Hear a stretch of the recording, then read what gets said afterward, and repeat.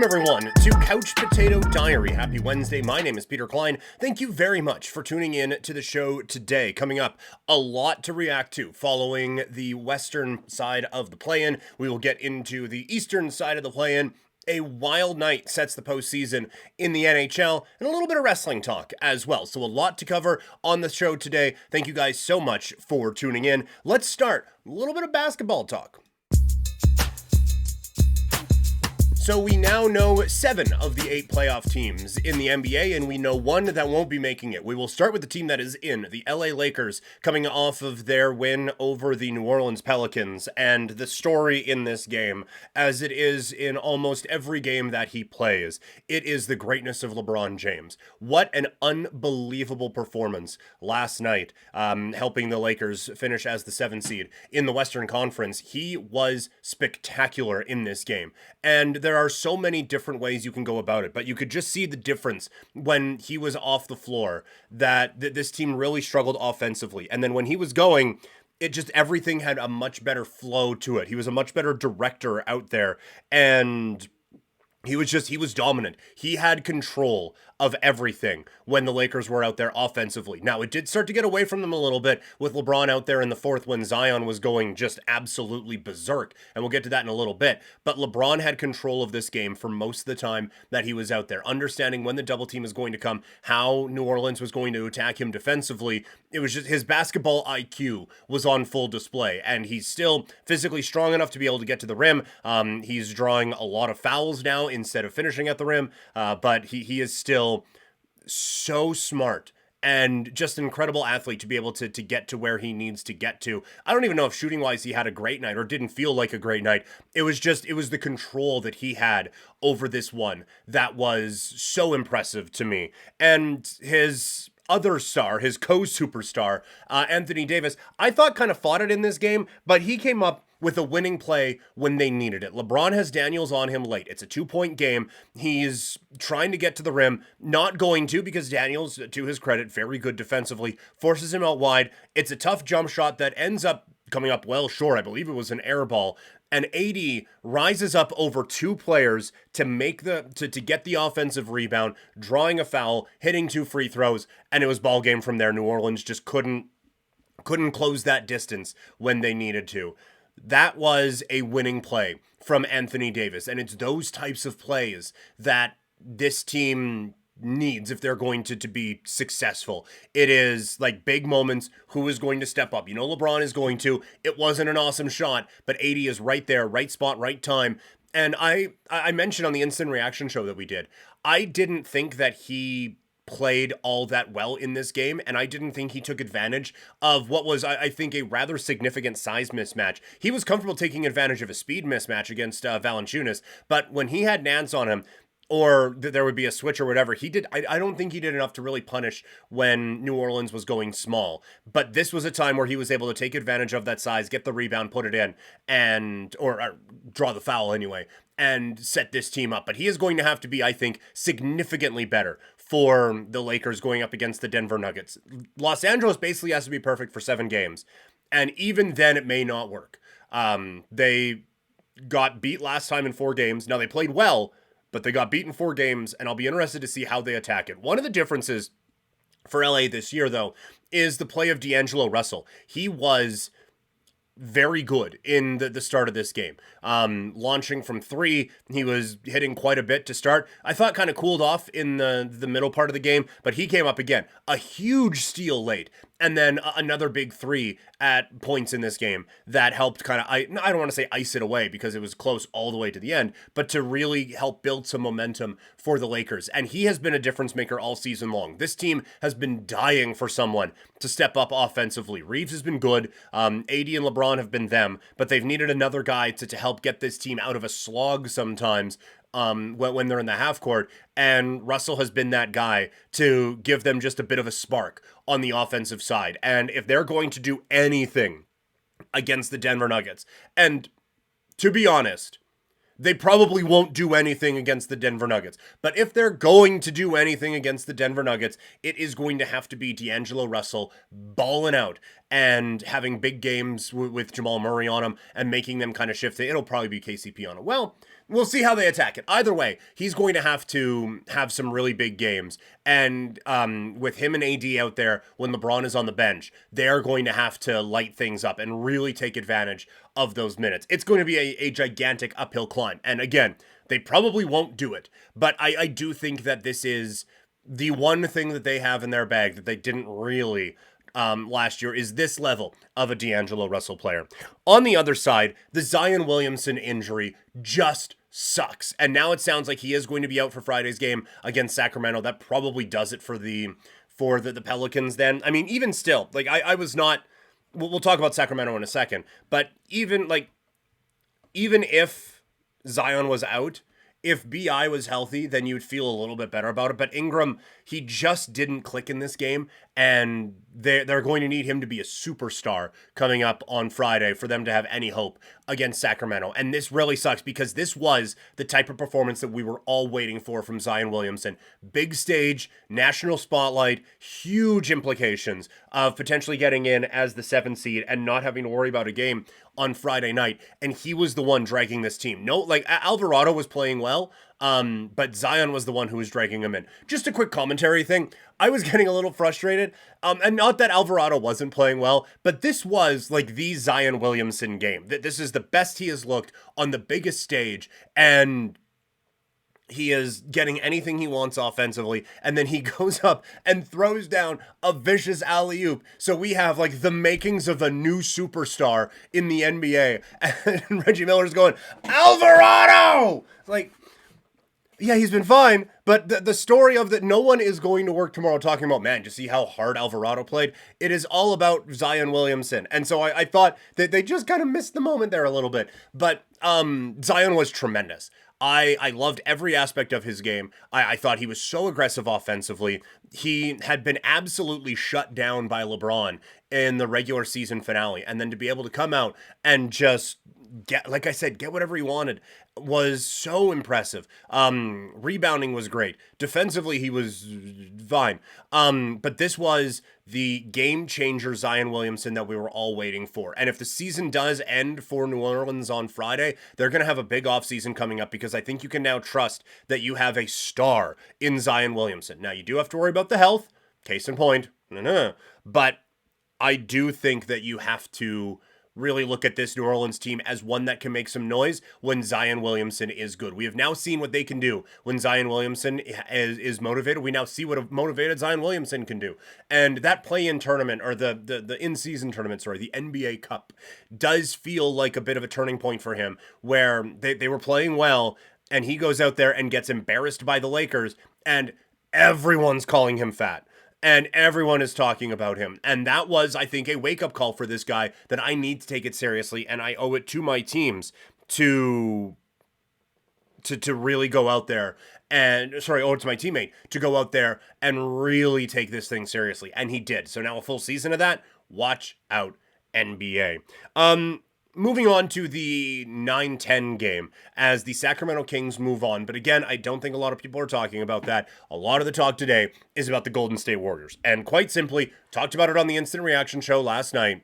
They look cooked. They looked old. They looked slow. They looked oddly overwhelmed by the moment, extremely flustered by what the Sacramento Kings were throwing out there, and not able to pivot away from everything that Sacramento knew they were trying to do. I said last night, you didn't trust a soul out there other than Steph Curry for Golden State. Like, Moody would have been probably number 2 that you were trusting, given how they were playing. Draymond is Draymond offensively, like distributing, he's fine, but with the ball in his hand for more than 5 seconds, it's not great. Chris Paul, what you got from him was gravy, but I think they needed him to be Chris Paul from a few years ago. Klay Thompson was dreadful at 0 for 10. And I think cost himself significantly in free agency, and it does not make the job any easier for this front office in the offseason. With Klay Thompson as a free agent, what are they going to do? I have no idea how they are going to handle this. If you want to keep the band together, I think that Klay could come in and that rate is going to be significantly discounted. Or if he just wants to go out and get paid, and who can blame you? Because after last night, how many more big contracts does he have left? I would say none. But if you have a young team that is desperate to bring in a Klay Thompson and overpay him, it's going to be tough for him to say no to that. I do think that having a full offseason of kind of understanding his limitations, hopefully he can kind of honestly look at what happened this season and figure out where it all went wrong and kind of understand that he is now in a next chapter of his career. And now he has a full off season, I think, where that has really smacked him in the face, and he can come out and figure out a new way to contribute, because the old way isn't there anymore for this guy. It sucks, but it wasn't. It's a decade run for this team, but this, unless there are substantial changes made this offseason, I think that's it. And the end is probably the Draymond Green punch, although it's going to be tough to convince people after watching Jordan Poole for a season do whatever he wants in Washington that that guy would have been the key to unlocking things in Golden State. But yeah, it's done. It's over for this group. It really is. On the Sacramento side, that was a hell of a performance. Keegan Murray, a lot of people talk about Sabonis and Fox as the key guys for Sacramento. The way Murray was playing last night, it is just their own kind of big three. Like, it is a small version of a big three, but it's their top three instead of just the top two now. That was so great, and he fed off of that home crowd that might be one of the better home crowds in the NBA, and them able to at least hold on to the 9 seed was really important for them because they fed off of that home crowd all night. He was great, and Ellis was a tone setter. He was a dog in everything they needed to do in blitzing Steph Curry and giving him all sorts of problems. I'll be interested to see how they handle it. They are at a significant size disadvantage. They bullied Golden State last night, 15 offensive rebounds. They just took their lunch money all game long and really beat them up. But they're not going to be able to do that against JV and Ingram. Maybe against the smaller unit with Nance, but when they go small, that's the bench unit. And that was the only way Golden State stayed in this game, was when Sacramento's bench came in. We'll see how Sacramento's able to adjust, but they have 5 guys you trust. And that's it, because of the injuries to Monk and Herter, which sucks. But they have 5 guys that you trust, and that's basically it. So I don't love their chances going into the 8th place game coming up on Friday, but we'll see. We'll see. Another hot shooting performance like that, and they're going to be tough to stop. Moving into the East, it is Philadelphia against Miami coming up tonight. This is going to be such a fun matchup. I wonder if Philly is just not, or if Miami is just a tough matchup for Philadelphia. Bam on Embiid is going to be really interesting. You can throw size at Maxey. Hield is a bit of an X factor. I think they're going to need him to have a big game. And we'll see. Like the thing for Miami is, are they going to be able to score enough to kind of keep up here with Philadelphia? They're going to want to just drag this game into a slog. And if Hield is going and Maxey is going, then I don't think Miami is going to be able to counterpunch all that well in this spot. But it's a really interesting game. And there's also the thought of how fresh and how healthy is Joel Embiid. He had to leave the last game because of some problems again, and he is just coming back from an injury. So we will see what Joel Embiid shows up. If he is anything less than 100%, I don't think Philadelphia gets the win here. I actually kind of like Miami in this spot. We're not doing an official today's ticket, but I took Miami as an underdog play at plus 180. I just think that they kind of match up well here with Philadelphia in a playoff setting. So I think that's going to be a whole lot of fun coming up later on tonight. The other one, Bulls Hawks, I simply do not care. To be perfectly frank with you, I don't think this will be a well-played basketball game. It could have the greatest buzzer beater in the history of the sport, and I still will be like, oh, okay, I'll check out the highlight of the buzzer beater. I'm not even looking forward to watching the 10-minute highlights on YouTube of this game a little bit later on. These are both teams that I think need to go in entirely different directions. DeRozan's a free agent now.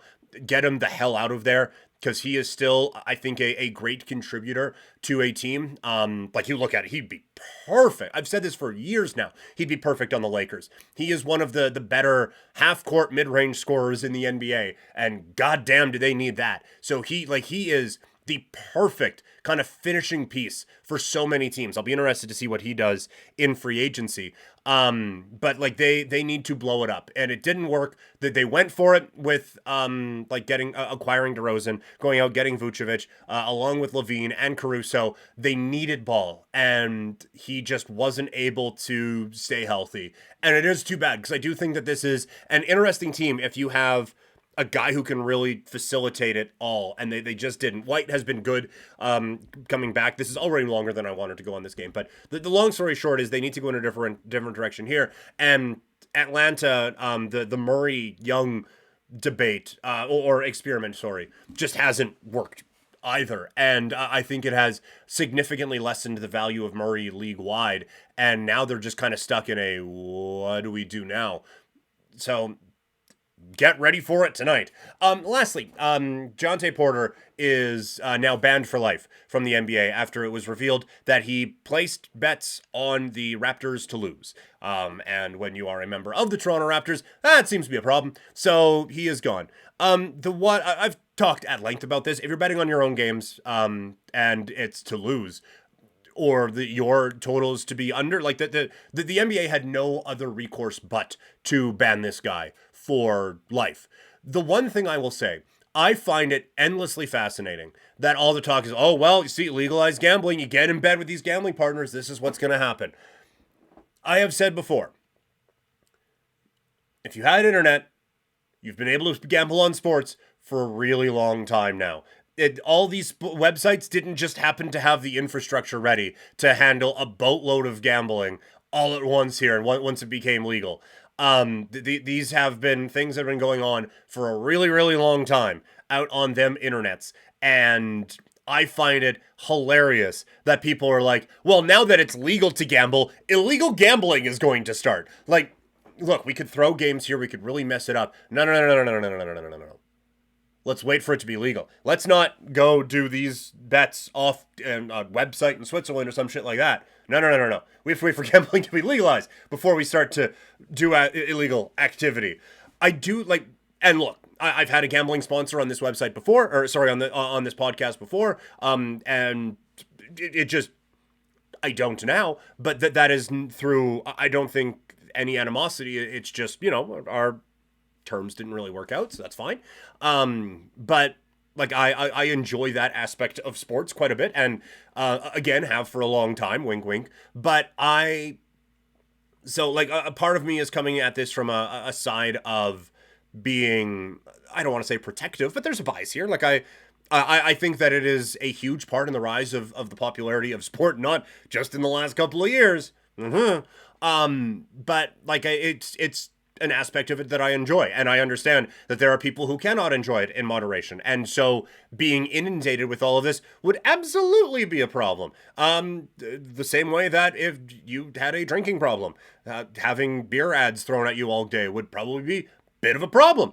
But the thing that I will say is that I wonder if, because these leagues have these partnerships now, if the checks and balances are just even more whatever. Like if this happened 10, 15 years ago on some offshore account at a website that would probably give you viruses that ended your computer's life, I wonder if there'd be the same flags going up in all this, or because things are a little bit more legalized now, and because these leagues have these partnerships with these websites and these gambling institutions, I wonder if it's easier for the red flags to go up. So I know a lot of people are going like, ban gambling forever, and I'm going the opposite. It's like, oh no, the thoughtful folks at the casino are the ones who saved the day, which is a weird stance to take, admittedly. But I do think that these partnerships helped in this situation, I think, in a major way.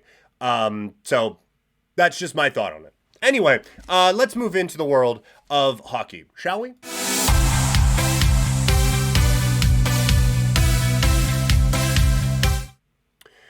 The Stanley Cup playoff participants are now set after a wild night in the NHL last night. So here's the scenario. Philadelphia needs a regulation win. They also need a regulation loss for the Detroit Red Wings if they are going to have a snowball's hope in hell of making the playoffs.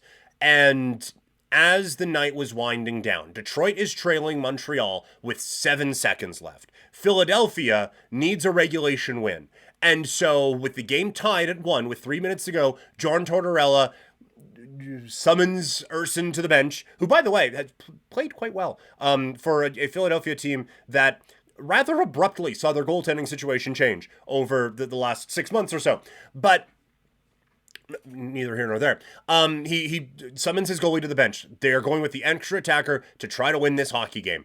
And they get the puck in, get a shot on goal. It is stopped. Washington is sliding it up the ice. And basically, as Tortorella is being like, hey, goalie, come here. The Detroit Red Wings, in their game, score with 3 seconds left to tie the game, basically eliminating Phil, or not basically, absolutely 100% eliminating Philadelphia from playoff contention. So at that point, the aggressive move seems to mean nothing if you're following all this in real time, and it ends up coming back to bite them, I suppose, as TJ Oshie races down the right wing side and puts one into the empty net, sealing away, assumably, sealing away a victory for the Washington Capitals. And they do eventually go on to win 2-1. So, there has been criticism today that, John Tortorella, like, he's pulling the goalie, and then they have no chance of making the playoffs. It's like, look, first of all, what does he care? If this gave Detroit a fighting chance or not.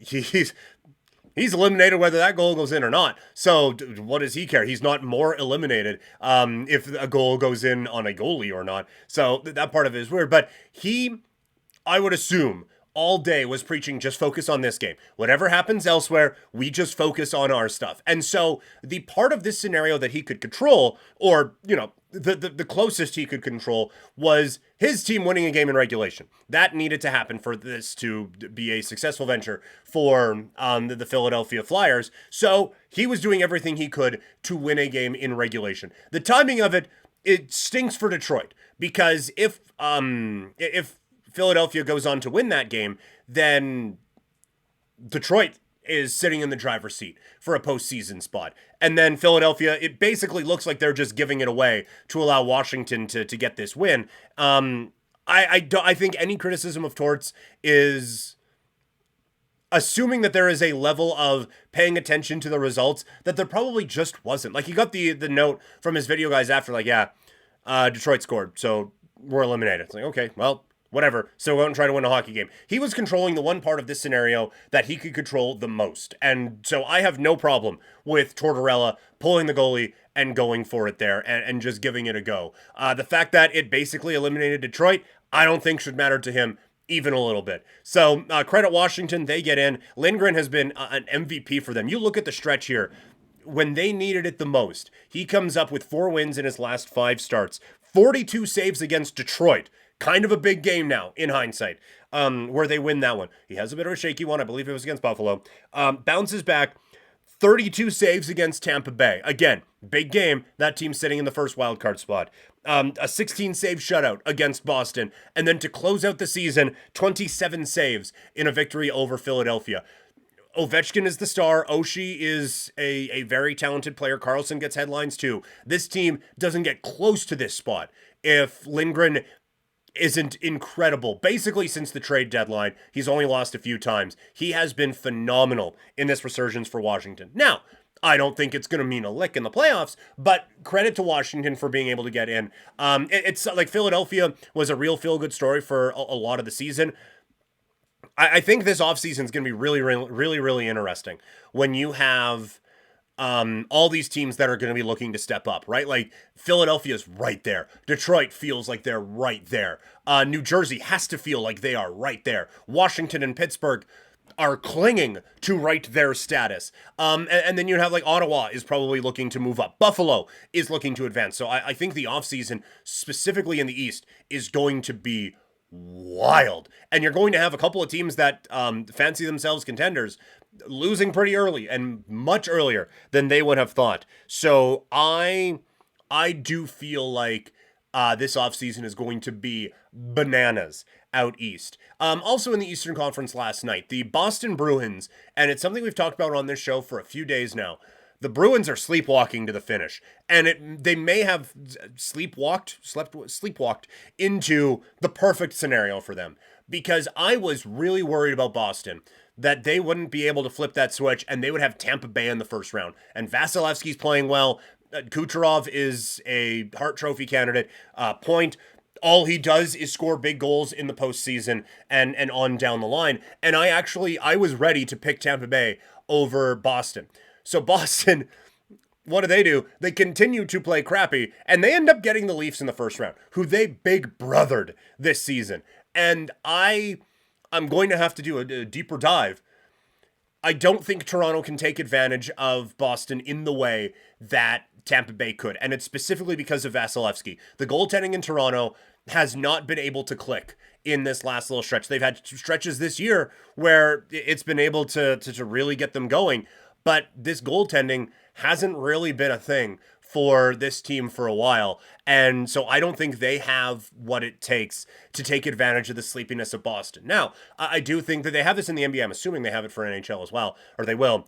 I do think a Toronto to win game one, Boston to win the series bet would be really interesting, because I do think that the Leafs are going to come out flying and kind of catch the Bruins unawares a touch and pick up a win in game one. And then Boston's going to be like, oh, well, that's hilarious, and just pound that nail into the ground. Like, I think this is really a bad matchup for Toronto, that Boston just kind of worked their way into, or not even worked their way, just slept their way into. And now for Florida, they end up with the Tampa Bay Lightning. And so it sucks for the Bolts too, because I don't think that Tampa Bay is on Florida's level at this point. I think like the goaltending thing where Vasilevsky could steal a couple, Bobrovsky is right there to be able to steal it. And where, okay, well, you got to worry about Kucherov and Point. We got to worry about like 15 guys on Florida. They are just a better team. So I think that the way this all shook out,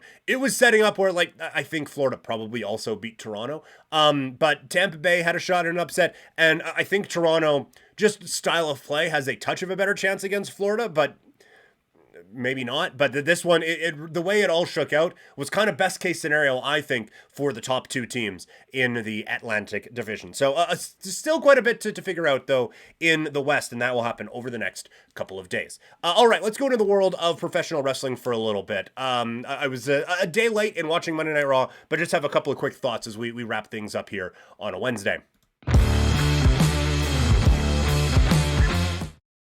Monday Night Raw came to you from Montreal. In the main event, it was Sami Zayn against Chad Gable, and that entrance that Sami Zayn made is the stuff of legends. That was, like, for the segment I did a couple of weeks ago where, hey, not every big thing has to happen at WrestleMania. That felt like a WrestleMania moment, you know? And obviously he couldn't do that walking around WrestleMania. It would take him 45 minutes before he got to the ring. But taking the Canadian flag from the fan, walking in through the front door, and the clapping and everything like that, he felt like the biggest superstar on the planet for about 15 minutes there. And you know he can deliver in the ring. It was that type of a change. It's the change in production and the change in presentation, specifically for Sami Zayn, that makes this feel like this feels like a better start to things post WrestleMania than last year. Like, last year felt like a big moment at WrestleMania. The follow-up, it felt like every single week it was just fading and fading and fading and fading. This year, it's growing and it's growing and it's growing through 2 weeks. And so I think they have rehabilitated the Sami Zayn character, and they have got back what they lost in between WrestleMania 39 and WrestleMania 40, to the point where I'm going to be doing the booking to WrestleMania 41 coming up on Fightin' Friday this week.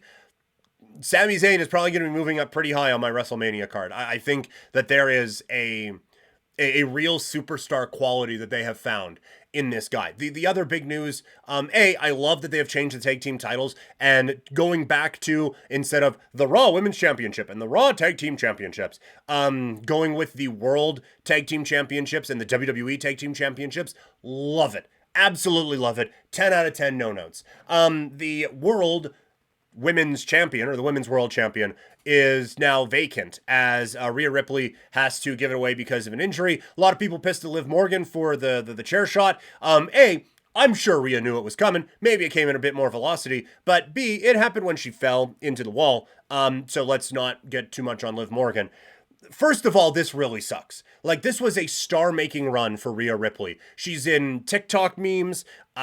She is getting interviewed on Logan Paul. She was becoming one of the biggest stars in the company. And so this type of a thing sucks. Like, this was a potential for a Roman Reigns type of a run, and a truly star-making run for Rhea Ripley. And it kind of already was. I do think, again, main takeaway, it sucks. But I do think that there is a silver lining to this whole thing. A, she needs to come back a babyface. This whole crowd wants to cheer for her, and they basically have been cheering for her for a little bit. She needs to come back and be a babyface. She needs to come back and hit fucking Riptide on Dom and be the, the biggest badass on the show. But I would not do it as a surprise. I think when she is coming back, it needs to be Triple H at WrestleMania or at Royal Rumble 2002, and it is hype video, and it's whatever this generation's version of U2 is. Imagine Dragons or whoever. I'm not comparing the two globally. It was just a joke. But have like these videos playing for weeks, if not months, leading up to Rhea Ripley's return, and have a gigantic return when she does finally come back, and a like super mega babyface will be born with that. And in the meantime, it's a chance to build up more stars, because to steal a boxing or MMA term, she had kind of cleaned out the division, right? Like, it was becoming more and more difficult to believe any challenger to her title. She absolutely whooped on Natalya. She beats up Zoe Stark. She beats 4 other women in Saudi Arabia. She beats Nia Jax in Australia. And going up against Liv Morgan, no one was buying that Liv Morgan was going to be the one to take the title away from Rhea Ripley. So now you have a chance where you have the queen is gone, and now you're not judging all of these performers on a, well, do we believe that they could beat Rhea Ripley? We are now looking at them as new main eventers. So there is an opportunity here for WWE to build some new stars. And if this were 3 or 4 years ago, we'd be a little bit concerned about that. But now I think that this sort of creative challenge is something that really gets this group's motor running. And so I think that there is going to be I think that there are going to be a couple of new stars built out of this. And I think the draft coming up, the timing of it works out just quite well for all of this. So I'm very, very interested to see where this all goes. And I think the WWE is now in a spot where they can maximize this. It is AEW Dynamite coming up tonight. It is the go-home show for AEW Dynasty happening this weekend. I hope that this show is one that just gets back to focusing on just this show. I think that the Swerve Samoa Joe storyline has been quite effective, and I have really enjoyed both of those guys, and I think a go home segment is going to be phenomenal with them. You have the Young Bucks and Okada in 6-man tag action, so that's going to be fun. The one that I think we kind of need a bit more on, I think that there is one more beat that needs to be done on the women's championship with Toni Storm and Thunder Rosa. So that I think needs just one more elevation. We also need, I think, a bit of an explanation or something on the Mina Shirakawa Mariah May segment. Mina Shirakawa is one of my absolute favorite performers. Her just everything about the character, when she slides into the ring, it's like, you just feel like with her, it's like, I own 51% of this company. Like there's an it factor to her that I really appreciate. So I'm happy that she's over here in North America. I just wonder what the fuck that was to start things off with Mariah May. So I think that there is a bit of a fascination here with where do they progress this one from. But like overall, I think that they have a chance to kind of hit a bit of a reset button here and get the focus back on AEW and remind everyone why everyone loves AEW as the alternative, and get ready for what should be a blowaway pay-per-view coming up on coming up this weekend. All right, that's going to do it for the show. Thank you guys so much for tuning in today. Remember to like this video, subscribe to the channel, and leave a comment if you are watching. If you're listening, make sure that you subscribe and leave a review. You can follow me on social media, Twitter, Instagram, and TikTok. I'm at Primetime Klein, twitch.tv/primetimepk, and you can email this show, couchpotatodiary@yahoo.com. Coming up tomorrow. What day is it tomorrow? Tomorrow is Thursday. So we'll be looking back on AEW Dynamite with a recap of the show there. The Blue Jays will have finished up a series with the New York Yankees, so we'll be going over that and a whole lot more as we get ready. We have a couple more play-ins that we'll be breaking down as well. So a lot to cover as we go through the week. Thank you guys so much for tuning in, and I will talk to all of you later. I am out.